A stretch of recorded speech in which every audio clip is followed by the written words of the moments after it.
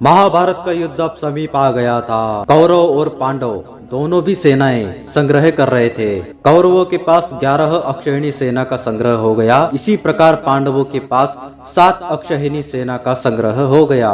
इसी समय राजा भीष्मक का पुत्र रुक्मी एक अक्षौहिणी सेना लेकर पांडवों के पास आया। रुक्मी श्री कृष्ण की पत्नी रुक्मिणी जी का सगा भाई था। उसने श्री कृष्ण की प्रसन्नता के लिए सूर्य के समान तेजस्विनी ध्वजा लिए पांडवों के शिविर में प्रवेश किया। पांडव उससे परिचित तो थे ही। राजा युधिष्ठिर ने उसका आगे बढ़कर स्वागत किया।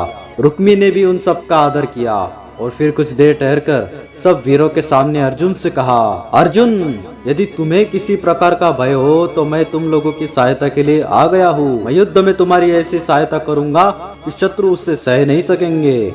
संसार में मेरे समान पराक्रमी कोई दूसरा मनुष्य नहीं है। तुम युद्ध में मुझे जिस सेना का मोर्चा लेने का भार सौंपोगे उसी को मैं तहस नहस कर दूंगा। द्रोण, कृप, भीष्म, कर्ण, कोई भी वीर क्यों न हो अथवा ये सभी राजा इकट्ठे होकर मेरे सामने आवे, मैं इन शत्रुओं को मारकर तुम्हें ही पृथ्वी का राज्य सौंप दूंगा। तब अर्जुन श्री कृष्ण और धर्मराज की ओर देखकर हंसे और शांत भाव से कहने लगे, मैंने कुरुवंश में जन्म लिया है, इस पर भी मैं महाराज पांडु का पुत्र और द्रोणाचार्य का शिष्य कहलाता हूँ। श्री कृष्ण मेरे सहायक है और गांडीव धनुष मेरे पास है। फिर मैं यह कैसे कह सकता हूँ कि मैं डर गया हूँ। वीरवर, जिस समय कौरवों की घोष यात्रा के अवसर पर मैंने गंधर्वों के साथ युद्ध किया था, उस समय मेरी सहायता करने कौन आया था? तथा विराट नगर में बहुत से कौरवों के साथ अकेले ही युद्ध करते समय मुझे किसने सहायता दी थी?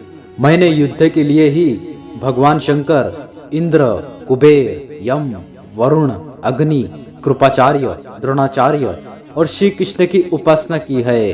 अतः मैं युद्ध से डरता हूँ। ऐसे यश के नाश करने वाली बात तो मुझ जैसा पुरुष साक्षात इंद्र के सामने भी नहीं कह सकता। इसलिए महाबाहो, मुझे किसी प्रकार का भय नहीं है और न किसी की सहायता की ही आवश्यकता है। तुम अपनी इच्छा के अनुसार जहाँ जाना चाहो वहाँ जा सकते हो और रहना चाहो तो आनंद से रहो। इसके बाद रुक्मी अपनी समुद्र के समान विशाल वाहिनी को लौटाकर दुर्योधन के पास आया और वहाँ भी उसने वैसी ही बातें की। दुर्योधन को भी अपने वीरत्व का अभिमान था, इसलिए उसने भी उसकी सहायता लेना स्वीकार नहीं किया। इस प्रकार रुक्मी युद्ध से निकलकर चले गए।